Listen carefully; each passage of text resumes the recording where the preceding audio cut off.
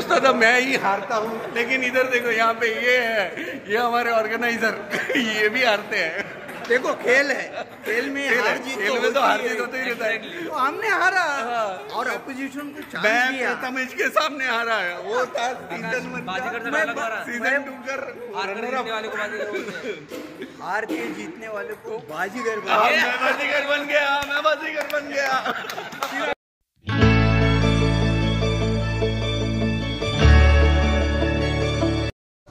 तो फ्रेंड्स आज है 20 अप्रैल और ये देखो मॉर्निंग हुआ नहीं कि लोग आ गए इधर खेलने के लिए। 10 o'clock से टूर्नामेंट शुरू होने वाला है और ये देखो कोई तो घर ही नहीं गए। ये बंदे लोग यहीं पे है, रात भर प्रैक्टिस करके यहाँ पे ही बैठे हैं।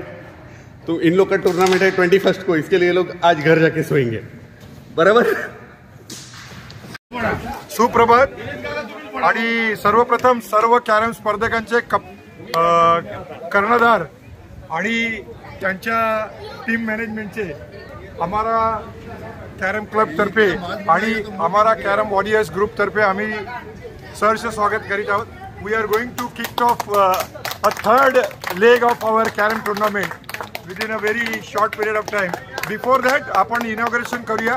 मी मोकाशी काकांना विनंती करतो की त्यांनी नारळ फोडून या कार्यक्रमात मला माझ्या सिनियर घ्या ना कोणतरी. मोकाशीन बरोबर सगळे कॅप्टन जरा या ओके. मोकाशीन बरोबर जेवढे कॅप्टन आहेत कॅप्टन, लेकिन फोड़ेगा कैसे सब साथ में. मोकाशी काकांना सांगितलं एक सगळे कॅप्टन ये लेना पकड़. कॅप्टन आहे काका नारळ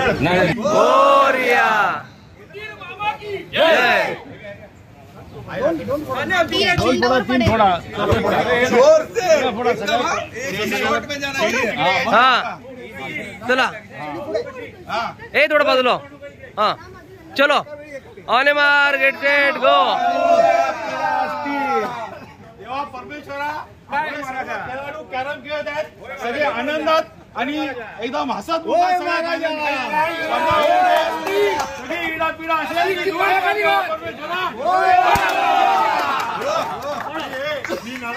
माझी टीम जिंकू दे.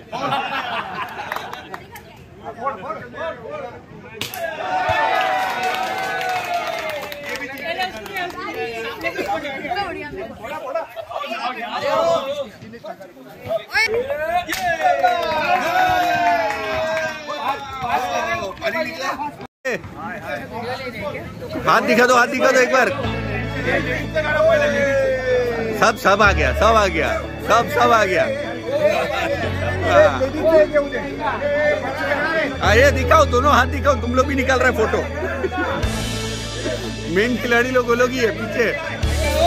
ओ सावन काका हाथ दाखवा.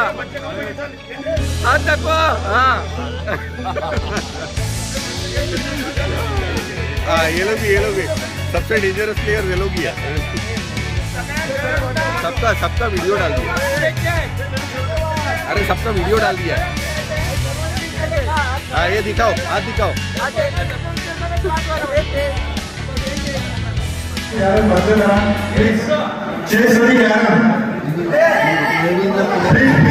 Please stop practicing and playing on the carrom board.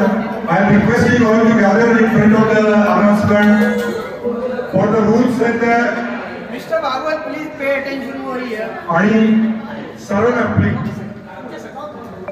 अंश रवी प्लीज सगळ्यांनी कॅरम बंद करायचं आणि इकडे यायचं. थोड्या वेळातच आपण आपल्या कॅरम क्लबच्या तिसऱ्या स्पर्धेचं इथे उद्घाटन झालेलं आहे. पहिल्या फेरीला आणि पहिल्या आपल्या उद्घाटनाच्या सामन्याला थोड्याच वेळात सुरुवात होणार आहे. त्या अगोदर प्रत्येक स्पर्धेचे नियम असतात. आपण थोडासा फॉर्मॅट चेंज केलेला आहे, तर ते नियम प्रत्येकाने जाणून घ्यायचे आहेत. त्यासाठी या स्पर्धेचा आपला जो ज्यांनी हा ड्रॉ आणि ज्यांनी ही कल्पना सुचवली त्याचा तेजस्व जरा जोरदार स्वागत करा. आणि ते तुम्हाला पाहिजे. So please welcome all of the youngest committee members and the finest carrom player, Tejas. I am just request Tejas to please take over from this. Thank you very much. Simple carrom competition आहे, simple rules आहेत. जसं सगळ्यांना माहिती आहे, प्रत्येक team मध्ये 5 member आहेत. प्रत्येक टीम 3 मॅच खेळणार आहे, 1 सिंगल्सच्या आणि 2 डबल्सच्या.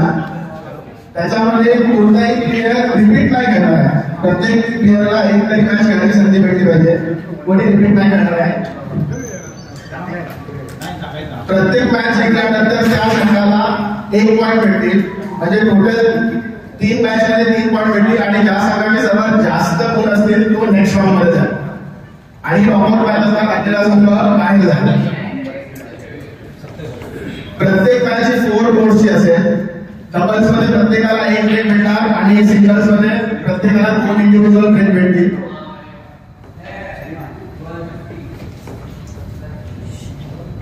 आणि नॉर्मल आपले जे कॅरमचे रूल आहेत, महाराष्ट्र कॅरम असोसिएशनचे सगळे ऍप्लिकेबल असतात.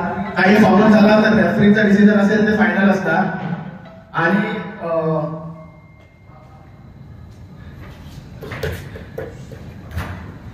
आणि याच्यामध्ये एक रूल आहे जो आपण मिक्स डबलचा ठेवलेला, तो आपण ऑप्शनच्या वेळी डिसाईड केलेला, तो आपण आता कॉमन पण ठेवला. म्हणजे कॅप्टनचा डिसिजन असेल तर त्यांना लेडीजला सिंगलला खेळवायचं असेल तर ते लेडीजलाही खेळू शकता आणि बाकी डबल्स मध्ये ते बाकी प्लेयरला खेळू शकता. तर ऑप्शन ओपन आहे, तुम्ही कसंही कॉम्बिनेशन बनवून कशी स्ट्रॅटेजी बनवून खेळू शकता. फक्त मॅचच्या आधी ती तुमचं जे नॉमिनेशन असेल ते रेफरीला द्या दोन्ही टीमनी आणि रेफरी अकॉर्डिंगली त्या बोर्डवर त्यांना मॅच खेळायला सेट करतील.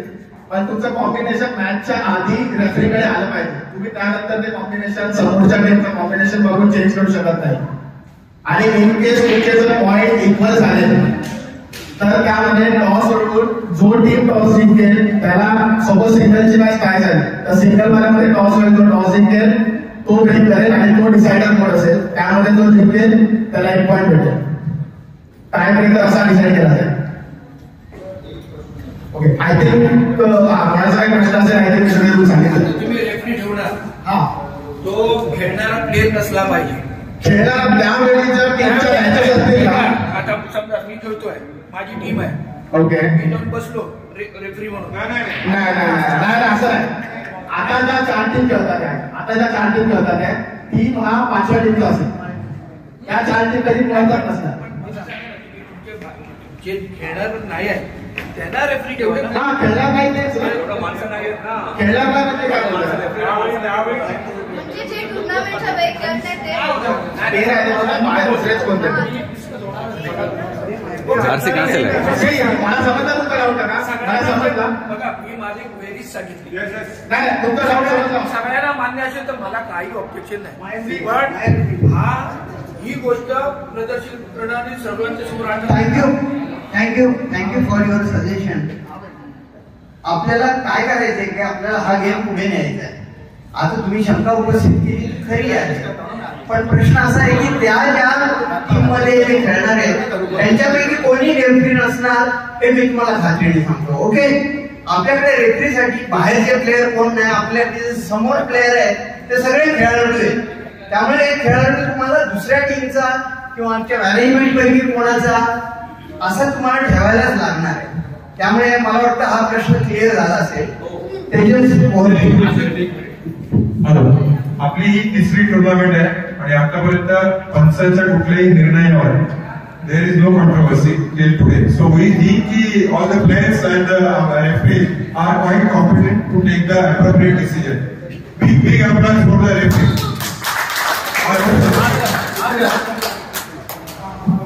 सोबत डब्ल्यू गेला, क्वीन बरोबर डब्ल्यू गेला तर क्वीन आणि ऍडिशनल 1 पॉईंट वरती गेला.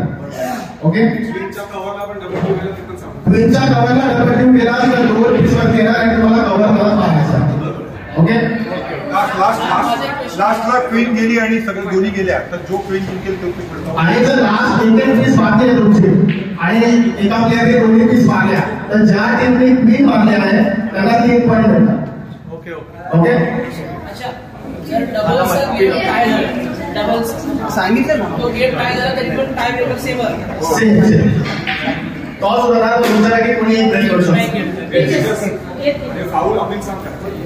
फाऊलची अपील करायची. जर तुम्हाला दिसतंय की समोरचा हाफ बॉल जेव्हा कट करतोय तर तुम्ही टॅग करायचा आणि त्यानंतरही तो तसाच खेळला आणि तुम्ही दाखवलं त्या फाऊल झालं तर रेफरी तो फाऊल देईल आणि त्यांची पीस वरती आहे, एक पीस वरती आहे.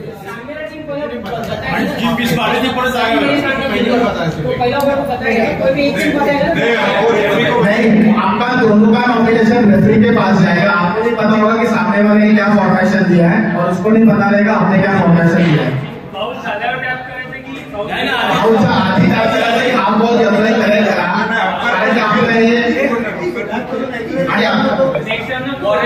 अरे पण फाऊलचा मतलब काय तू बरोबर करेल.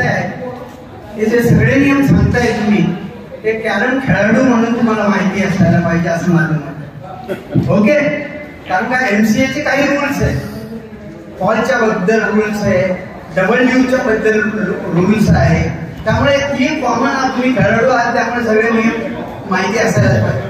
या उपर मी तुम्हाला असं सांगेन की जर काही तुम्हाला शंका असेल तर रेफरी असेल आमचा, त्या रेफरीकडे तुम्ही रेफर करा. आणि एक रिक्वेस्ट आहे, तुमच्या सगळ्यांचं कॉम्पिटिशन पाहिजे कमिटीला तर ही टुर्नामेंट सक्सेसफुल होईल.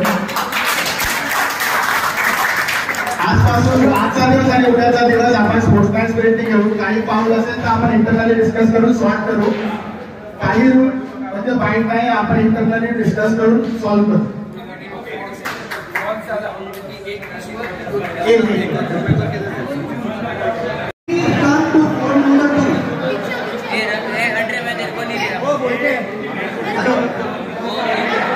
नंबर 2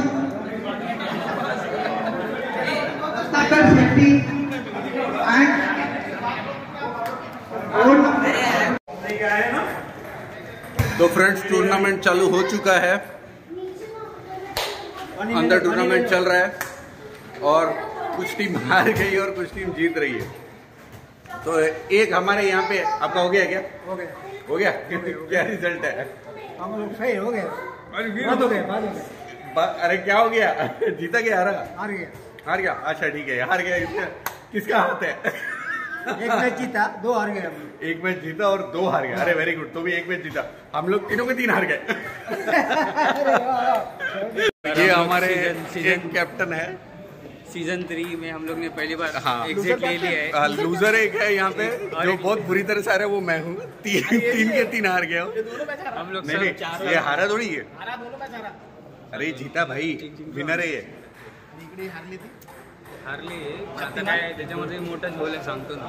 अरे बाप रे, ये बंदा हार बर्दाश्त नहीं कर पा रहा है. ये बंदा हार फिर भी हम लोग ललित के साथ आया एक और आ गया है यहाँ पे जो